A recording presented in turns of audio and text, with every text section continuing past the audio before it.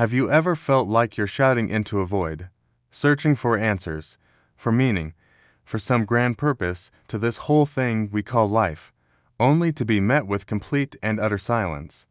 If so, you've already had a taste of what the French-Algerian philosopher Albert Camus called the absurd. It's a feeling that can be unsettling, even terrifying. But what if I told you that embracing this feeling, this very conflict, could be the key to a truly free and joyful life? Today, we're diving deep into the heart of absurdism, a philosophy not of despair, but of defiant rebellion. So, what exactly is the absurd? It's not about things being weird or illogical in a funny way. For Camus, the absurd is a specific kind of conflict, a divorce. It's the clash between two undeniable truths. On one side, we have us, humanity. We are meaning-seeking creatures. We crave order, purpose, and clarity. We look at the stars and ask why. We build civilizations, create art, and fall in love, all in a relentless search for significance. On the other side, we have the universe, and the universe, according to Camus, is silent, indifferent, and utterly irrational. It offers no answers, no built-in purpose, and no divine blueprint. The absurd is born in the chasm between our desperate need for meaning and the universe's refusal to provide it. It's not in us, and it's not in the world. It's in the tension that binds us together.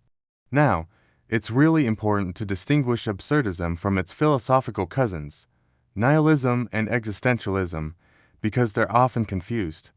A nihilist looks at this silent universe and concludes that since there's no inherent meaning, nothing matters. They give up.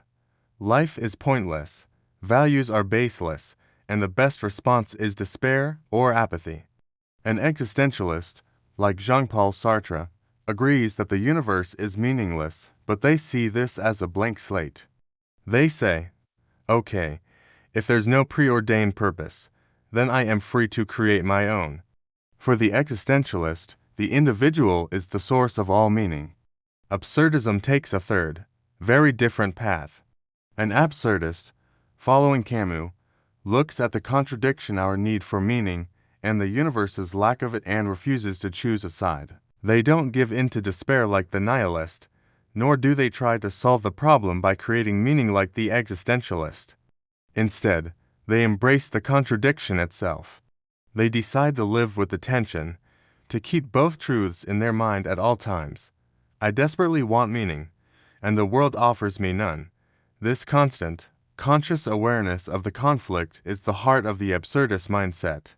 It's not about finding a solution, it's about living within the paradox. To really understand this, we have to talk about Sisyphus. In his famous essay, The Myth of Sisyphus, Camus uses this ancient Greek myth as the ultimate metaphor for the human condition.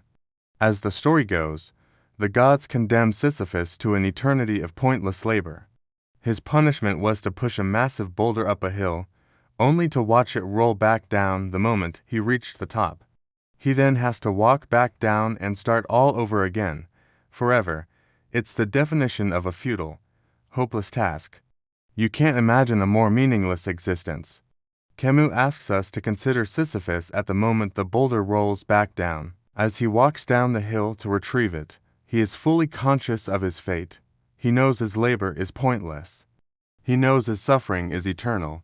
There is no hope of success. And yet, it is in this very moment of conscious awareness that Camus finds a radical kind of freedom. Sisyphus knows the full extent of his wretched condition. Nothing is hidden from him. And because he accepts it, because he doesn't try to deny it or hope for a different reality, he becomes the master of his own suffering. The gods thought they condemned him to misery, but by consciously embracing his fate, Sisyphus reclaims his life. He is stronger than his rock. Camus famously concludes his essay with the line, "One must imagine Sisyphus happy, his happiness based on delusion or hope." It's a defiant joy born from staring into the abyss of meaninglessness and choosing to live anyway. Faced with this absurd reality, Camus says we have three possible responses. The first is physical suicide. This is the ultimate surrender. It's looking at the meaninglessness of it all and deciding that life is simply not worth living. Camus rejects this. He argues that suicide is an admission of defeat. It doesn't solve the absurd, it just annihilates one side of the equation. To end one's life is to consent to the idea that the universe has won. The second response is what he calls philosophical suicide. This one is more subtle and, in many ways, more tempting. Philosophical suicide is when you escape the absurd by taking a leap of faith. You might adopt a religion that promises an afterlife and a divine plan, or you might commit to a rigid political ideology that claims to have all the answers for humanity. In either case, you are effectively denying the irrationality of the universe. You are giving up your reason and your critical thinking to accept a pre-packaged meaning that soothes the anxiety of the absurd. For Camus, this is a betrayal of the truth. It's a form of intellectual dishonesty, choosing a comforting lie over a difficult reality. You're escaping the problem, not confronting it. This leaves us with the third and only authentic response for Camus: revolt. Revolt is the choice to live in spite of the absurd. It's a constant, daily rebellion against our fate. It means keeping the conflict alive, never accepting any easy answers, and refusing both physical and philosophical suicide. To revolt is to say, yes, life may be meaningless, the universe is silent, and my ultimate fate is death. But I am here, I am alive, I am conscious, and I will not be defeated by this silence. It is a philosophy of permanent confrontation. You don't hope for a better life. You live the one you have with passion and intensity. This leads us to the figure of the absurd hero. Who is this person who chooses revolt? The absurd hero isn't necessarily a hero in the traditional sense. They might be an artist, a conqueror, an actor, or even an ordinary person. What defines them is their conscious embrace of an absurdist life, which is characterized by three things: revolt, freedom, and passion. We've talked about revolt. It's the fundamental choice to keep fighting. But what about freedom? The absurd hero is radically free. Once you let go of the idea of a preordained purpose, a divine plan, or even the hope for an eternal future, you are no longer bound by those rules. You are free from the burden of finding some ultimate, transcendent meaning. Your only reality is the life you have right now. This doesn't mean you can do anything without consequences, but it means you are free to define your own values and live by them, knowing they are your creation and not a gift from the cosmos. The absurd hero finds freedom not in what will be, but in what is. And this freedom leads directly to passion. If this life is all you have, if there is no grand reward waiting for you in an afterlife, then the goal becomes to live as much as possible, not just as long as possible. The absurd hero lives with intensity. They seek to accumulate the maximum number of experiences.